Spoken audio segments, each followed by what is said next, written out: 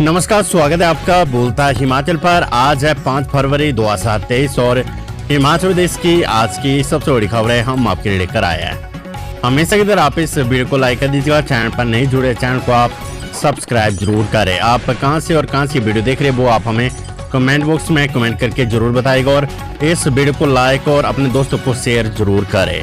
पेश है आज की सबसे बड़ी खबरें।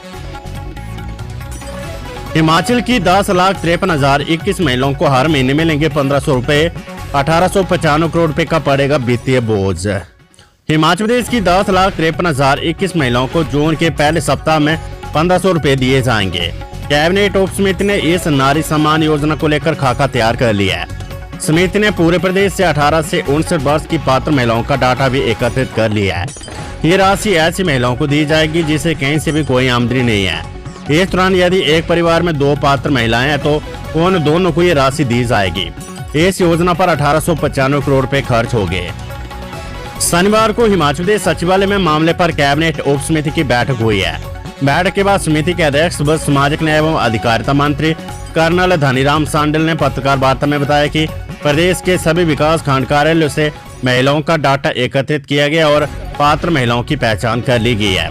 नारी सम्मान योजना के तहत प्रदेश की 10,53,021 महिलाओं को प्रतिमाह 1,500 रुपए दिए जाएंगे। इससे प्रदेश सरकार पर 1895 करोड़ रुपए का वित्तीय बोझ पड़ेगा।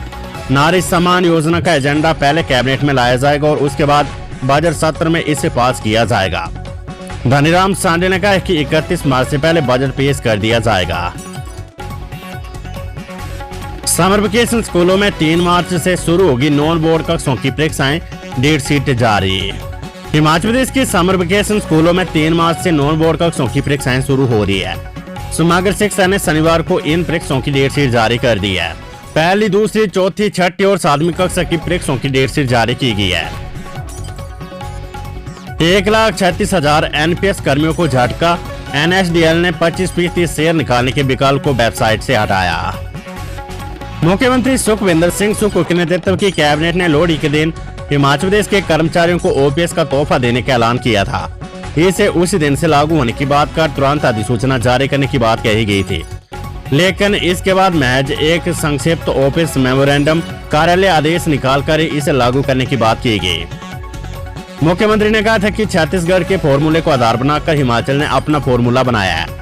ये फॉर्मूला भी कैबिनेट बैठक के 23 दिन बाद भी सार्वजनिक नहीं हो पाया है। छत्तीसगढ़ में OPS लागू करने के लिए जिस तरह विस्तृत अधिसूचना जारी हुई है, वैसी अधिसूचना हिमाचल सरकार के वित्त विभाग के अधिकारी अभी तक नहीं निकाल पाए हैं। इस बीच अब national securities depository limited NSDL ने प्रदेश के करीब 1,36,000 कर्मचारियों को झटका दे दिया है। ये कर्मचारी NSDL के पास जमा अपने शेयर 10% NPS की 25% राशि भी नहीं निकाल पाएंगे। कंपनी ने अपनी वेबसाइट से पैसा निकालने के विकल्प को हटा दिया है। कर्मचारियों पर ये दोहरी मार पड़ी है। एक तरफ जहां OPS की बहाली के ऐलान के बाद भी उनके वेतन से NPS का शेयर कट रहा है, वहीं दूसरी ओर कंपनी ने पैसा निकालने के लिए ऑनलाइन आवेदन करने के विकल्प को हटा दिया है। SPU पहली बार करवाएगा B.Ed के पहले सेमेस्टर की परीक्षा। सरदार पटेल विश्वविद्यालय इस बार B.Ed के पहले सेमेस्टर की परीक्षाएं करवाएगा। परीक्षाएं फरवरी के अंतिम सप्ताह में करवाई जाएगी। विश्वविद्यालय पहली बार ये परीक्षा करवा रहा है। इसमें विश्वविद्यालय के अधीन आने वाले 5 जिलों के निजी और सरकारी B.Ed कॉलेजों के करीब 4,000 छात्र छात्राएं भाग लेगी। विश्वविद्यालय ने परीक्षा फॉर्म भरने की प्रक्रिया शुरू कर दी है। जल्द ही परीक्षा फॉर्म भरने के लिए तिथि निर्धारित की जाएगी और परीक्षा केंद्र भी स्थापित किए जाएंगे। OPS बहाल करने वाले राज्यों को नहीं मिल सकेगा अतिरिक्त कर्ज, केंद्र ने बदले नियम। पुरानी पेंशन योजना को लागू करने वाले राज्यों को आने वाले दिनों में आर्थिक तौर पर परेशानी का सामना करना पड़ सकता है। केंद्र सरकार ने नियमों में बदलाव किया है, जिसके तहत पुरानी पेंशन योजना लागू करने वाले राज्यों को वित्तीय वर्ष 2023-24 के लिए केंद्र से मिलने वाला अतिरिक्त कर्ज नहीं मिल सकेगा। नए पेंशन सिस्टम के तहत राज्य सरकारें अपना और कर्मचारी की सैलरी का एक तय हिस्सा pension funding regulatory development authority को देते हैं, जिसे बाद में कर्मचारियों को पेंशन के रूप में दिया जाता है। इसके तहत पेंशन फंडिंग एडजस्टमेंट के तहत राज्य सरकारें केंद्र से अतिरिक्त कर्ज ले सकती है। ये अतिरिक्त कर्ज राज्य के सकल घरेलू उत्पाद का 3% तक हो सकता है। हालांकि राजस्थान, छत्तीसगढ़, हिमाचल प्रदेश, झारखंड, पंजाब ने नया पेंशन सिस्टम छोड़कर पुरानी पेंशन योजना लागू कर दी है। ऐसे में बीते वर्ष 2023-24 में इन राज्यों को केंद्र सरकार अतिरिक्त कर्ज देने से इनकार कर सकती है। 43 मूल्यांकन केंद्रों पर होगी टर्म 2 परीक्षाओं की उत्तर पुस्तकों की जांच। मार्च में संचालित होने वाली टर्म 2 की 10वीं और 12वीं कक्षा की परीक्षाओं की उत्तर पुस्तकों का मूल्यांकन प्रदेश भर में 43 केंद्रों में होगा। जिला कांगड़ा में मूल्यांकन के लिए सबसे अधिक 14 केंद्र रहेंगे, जबकि सबसे कम मूल्यांकन केंद्रों वाला जिला चंबा रहेगा। इसके अलावा अन्य जिलों में जरूरत के हिसाब से मूल्यांकन केंद्र बनाया गया है। सीएम सुख बोले हमीरपुर में बनेगा बस स्टैंड और इंडोर खेल स्टेडियम। मुख्यमंत्री सुखविंदर सिंह सुक्खू ने कहा है कि हमीरपुर में बस स्टैंड बनाया जाएगा, साथ ही इंडोर खेल स्टेडियम का भी निर्माण होगा। सुक्खू ने शनिवार को गांधी चौक पर जनसभा को संबोधित किया। उन्होंने कहा कि हमीरपुर मेडिकल कॉलेज में नर्सिंग कक्षाएं शुरू होगी। सीमेंट विवाद दालाघाट के ट्रक ऑपरेटर ने 20 तक स्थगित किए धरने प्रदर्शन, बीडीटीएस बदलेगा आंदोलन की रणनीति। हिमाचल प्रदेश के सोलन जिला के दालाघाट में ट्रक ऑपरेटरों का अदानी समूह के साथ मालवाड़े को लेकर विवाद लंबा खिंचता जा रहा है। ऑपरेटरों की महापंचायत अब 11 फरवरी की बजाय 20 फरवरी को होगी। यह निर्णय शनिवार को हुई ट्रक ऑपरेटरों की बैठक में लिया गया है। बैठक अंबुजा गेट पर की गई। इस दौरान बाग लैंड लोजर सभा के पूर्व प्रधान रामकिशन शर्मा ने बताया कि 51 दिन लगातार शांतिपूर्ण विरोध कर रहे ऑपरेटरों ने शनिवार को एक बैठक आयोजित की। इस दौरान निर्णय लिया गया कि 20 फरवरी तक किसी भी प्रकार की रैली का आयोजन नहीं किया जाएगा। सोसाइटियों के सभी सदस्य गांव-गांव जाकर 20 फरवरी को आयोजित होने वाली महापंचायत के बारे में बताएंगे। रैली को सफल बनाने और कंपनी के एक तरफा फैसले के कारण प्रभावित ट्रक चालकों, परिचालकों, किसानों, मजदूरों, ढाबा मालिकों और स्पेयर पार्ट्स व्यापारियों को एकजुट करेंगे। उन्होंने कहा कि 20 फरवरी को आयोजित होने वाली जनसभा में अगली रणनीति पर विचार किया जाएगा। उन्होंने बताया कि मुख्यमंत्री सुखविंदर सिंह सुक्खू के साथ शुक्रवार को हुई बैठक में भी इस विवाद पर कोई सकारात्मक हल नहीं निकल सका है। मुख्यमंत्री ने ट्रांसपोर्टर्स का न्यूनतम भाड़ा रेट संबंधित पक्ष कंपनी प्रबंधकों के पास रखकर इस विवाद को सुलझाने के लिए 2 दिन का समय दिया है, लेकिन इधर ट्रांसपोर्टर ने 20 फरवरी तक किसी भी प्रकार की रैली या शांतिपूर्ण आंदोलन को फिलहाल स्थगित कर दिया है। 6 जिलों में अभी भी 156 सड़कों पर आवाजाही ठप, 2 दिन कई भागों में बारिश बर्फबारी के आसार। हिमाचल प्रदेश के सभी क्षेत्रों में रविवार को मौसम साफ रहेगा। सोमवार को मध्य और उच्च पर्वतीय जिलों शिमला, सोलन, सिरमौर, मंडी, कुल्लू, चंबा, किन्नौर और लाहौल स्पीति के कुछ भागों में बारिश और बर्फबारी का पूर्वानुमान है। पश्चिमी विक्षोभ की सक्रियता से मौसम में बदलाव आने की संभावना है। 7 और 8 फरवरी को मौसम साफ बना रहेगा। शनिवार को राजधानी शिमला सहित प्रदेश के सभी क्षेत्रों में मौसम साफ रहा। मौसम साफ होने के बावजूद शनिवार शाम तक प्रदेश में 156 सड़कों पर आवाजाही ठप रही। चोली बैली ब्रिज हादसे में मृतक चालक के खिलाफ मुकदमा। हिमाचल प्रदेश के चंबा जिले के होली उपमंडल के चोली बैली ब्रिज पर मालवाहक वाहन के पीछे से दूसरा मालवाहक वाहन ला रहे चालक मृतक के खिलाफ पुलिस ने एफआईआर दर्ज कर जांच आरंभ की है। हादसे में इस चालक की मौत हो गई है। इसकी पहचान सुभाष चंद निवासी मांडो तहसील बरमोर के रूप में हुई है। सीएम सुक्खू बोले हिमाचल में हो सकते हैं श्रीलंका जैसे हालात, लेने होंगे कड़े फैसले। मुख्यमंत्री सुखविंदर सिंह सुक्खू ने शनिवार को हमीरपुर दौरे के दौरान पत्रकारों से बातचीत करते हुए कहा कि पूर्व जयराम सरकार हम पर 75,000 करोड़ रुपए का कर्ज छोड़कर गई थी। प्रदेश की आर्थिक स्थिति बहुत अच्छी नहीं है। हिमाचल प्रदेश के भी श्रीलंका जैसे हालात हो सकते हैं, इसलिए प्रदेश के हित में कड़े और सख्त फैसले लिए जाएंगे, जिसमें सूबे की जनता का साथ चाहिए। सीएम ने कहा कि हम प्रदेश हित में अच्छे कार्य की बदौलत आगामी 4.5 सालों में प्रदेश की आर्थिक स्थिति बेहतर बनाने का प्रयास करेंगे। उन्होंने कहा कि हमारे राज्य में यहीं के संसाधनों से बनने वाला सीमेंट हमें महंगा मिले, ऐसा नहीं चलेगा। पुरानी व्यवस्थाएं बदलेंगे। भानुपल्ली बिलासपुर रेल लाइन के लिए जमीन का पूरा और पट्टी बिछाने का 50% खर्च प्रदेश सरकार वहन कर रही है। यहाँ सीमेंट उद्योगों के लिए सरकार 1300 करोड़ रुपए दे सकती है। तो वर्तमान कांग्रेस सरकार ग्रामीण अर्थव्यवस्था को मजबूत करने के लिए 1000 करोड़ रुपए का प्रावधान क्यों नहीं कर सकती है।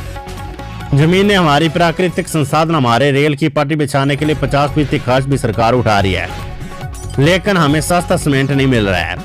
इसके बावजूद तो उद्योगपति यहाँ के ट्रक ऑपरेटरों का माल भाड़ा आधा करने के लिए बातें कर रही है। इस व्यवस्था को बदलने की जरूरत है। हिमाचल में आईएएस और एचएएस अधिकारियों के तबादले, संदीप कदम बनाए मंडलायुक्त शिमला। हिमाचल प्रदेश सरकार ने IAS अधिकारी संदीप कदम को मंडलायुक्त शिमला नियुक्त कर दिया है। संदीप कदम को बागवानी निदेशक का अतिरिक्त कार्यभार भी सौंपा गया है। बागवानी निदेशक का कार्यभार देख रहे डॉक्टर RK प्रोथी को CEO सचिव हिमोडा के पद पर तैनाती दी गई है। शनिवार को प्रदेश सरकार ने 2 IAS अफसरों के विभागों में फेरबदल किया है। 3 अधिकारियों को अतिरिक्त कार्यभार सौंपा गया है। 9 HS अधिकारियों के विभागों में फेरबदल किया गया है। 3 अधिकारियों को एक विभाग और सौंपा गया है। कार्मिक विभाग की ओर से जारी अधिसूचना के अनुसार निदेशक ऊर्जा हरिकेश मीना को पावर कॉर्पोरेशन के प्रबंध निदेशक, मुख्यमंत्री के विशेष सचिव राजेश्वर गोयल को उद्योग विकास निगम के प्रबंध निदेशक और विशेष सचिव लोक निर्माण विभाग हरवंश सिंह ब्रसकोन को कर एवं आबकारी विभाग का अतिरिक्त कार्यभार सौंपा गया है। लोकसभा चुनाव से पहले भाजपा करेगी पार्टी सदस्यों का सत्यापन। केंद्र की ओर से दिए जाने वाले कार्यक्रमों पर कार्य और उनकी समीक्षा के साथ अब तकनीकी के दौर में भाजपा डाटा प्रबंधन पर बल देगी। डाटा प्रबंधन का उपयोग अधिक कर कार्यकर्ताओं और सदस्यों को जोड़ने के साथ लोगों को पार्टी के साथ जोड़ेगी। आगामी लोकसभा चुनाव से पूर्व पार्टी के सदस्यों का सत्यापन भी संगठन की ओर से किया जाएगा। ऐसे अहम विषयों पर आगामी रणनीति को लेकर जिला भाजपा कार्यालय ऊना में शनिवार सुबह प्रदेश भाजपा पदाधिकारियों की बैठक हुई। इसकी जानकारी बकायदा प्रदेश भाजपा अध्यक्ष एवं सांसद सुरेश कश्यप ने भी साझा की है। बैठक में आने वाले समय में प्रदेश भाजपा कांग्रेस सरकार के खिलाफ राजनीतिक प्रस्ताव लाएगी, जिस पर सभी ने सहमति दर्ज की है। उद्योग मंत्री हर्षवर्धन चौहान बोले, सीमेंट कंपनी ने तय रेट पर प्लांट शुरू नहीं किया तो होगी कार्रवाई। हिमाचल प्रदेश में सीमेंट कंपनी और ट्रक ऑपरेटरों के बीच विवाद थम नहीं रहा है। सरकार ने 2 दिन के भीतर कंपनी प्रबंधन से अधिकारियों को तय किए गए रेट पर बात के निर्देश दिए हैं। अगर कंपनी प्रबंधन उन रेट पर प्लांट शुरू नहीं करते तो सरकार कानूनी कार्रवाई करने को तैयार है। सरकार अडानी कंपनी की सीमेंट प्लांट की लीज रद्द करने पर भी विचार करेगी। प्रदेश के उद्योग मंत्री हर्षवर्धन चौहान ने कहा कि ट्रक ऑपरेटरों के साथ बैठक हुई है। उसमें ट्रक ऑपरेटरों ने अपना किराया बता दिया है, जिससे अधिकारी कंपनी को अवगत करवाएंगे। हर्षवर्धन ने कहा कि यदि कंपनी तय किए गए रेट लागू करती है तो ये विवाद खत्म हो जाएगा। कंपनी नहीं माने तो सरकार को मजबूरन लीगल एक्शन लेना पड़ेगा। यही नहीं, अधिकारियों को कंपनी को दी गई जमीन की जांच करने को भी कहा गया है। इसके साथ ही 118 की अनुमति कंपनी द्वारा ली गई या नहीं और कंपनी कोई अवैध रूप से खनन तो नहीं कर रही, इसकी भी जांच की जाएगी। हिमाचल सरकार को हर रोज 2 करोड़ रुपए का नुकसान हो रहा है। जस्टिस संजय करोल होंगे सुप्रीम कोर्ट के न्यायाधीश। पटना उच्च न्यायालय के मुख्य न्यायाधीश और प्रदेश हाईकोर्ट के निवर्तमान न्यायाधीश संजय करोल सर्वोच्च न्यायालय के न्यायाधीश होंगे। केंद्र सरकार ने इस बाबत की पुष्टि कर दी है। न्यायमूर्ति करोल हिमाचल प्रदेश के जिला कांगड़ा में गरली गांव तहसील देरा गोपीपुर के रहने वाले हैं। उन्होंने हिमाचल प्रदेश विश्वविद्यालय शिमला से कानून की डिग्री हासिल की थी। किताबों के दाम बढ़े, अभिभावकों को ढीली करनी होगी इस बार अपनी जेब। हिमाचल प्रदेश शिक्षा बोर्ड सहित निजी स्कूलों की किताबों की कीमतें पिछले साल के मुकाबले बढ़ गई है। 10वीं कक्षा की किताबों के एक सेट में लगभग 300 रुपए तक की बढ़ोतरी हुई है। इसी तरह अन्य कक्षों की किताबों की कीमतें भी बढ़ गई है। नए शैक्षणिक सत्र की किताबें खरीदने के लिए अभिभावक अब दुकानों पर पहुंचने लगे हैं। हालांकि स्कूल खोलने में अभी वक्त है। कुछ स्कूल फरवरी माह के अंत तक खुल जाएंगे और कुछ स्कूल मार्च माह के पहले सप्ताह में खोलेंगे। बच्चों के अभिभावकों को निजी स्कूलों से किताबों की सूची दी जा रही है। बीते शैक्षणिक सत्र में निजी स्कूलों में 10वीं की सर्जन केमिस्ट्री, फिजिक्स और बायो की 3 किताबें 499 रुपए में मिल रही थी। अब यही किताबें 599 रुपए में दी जा रही है।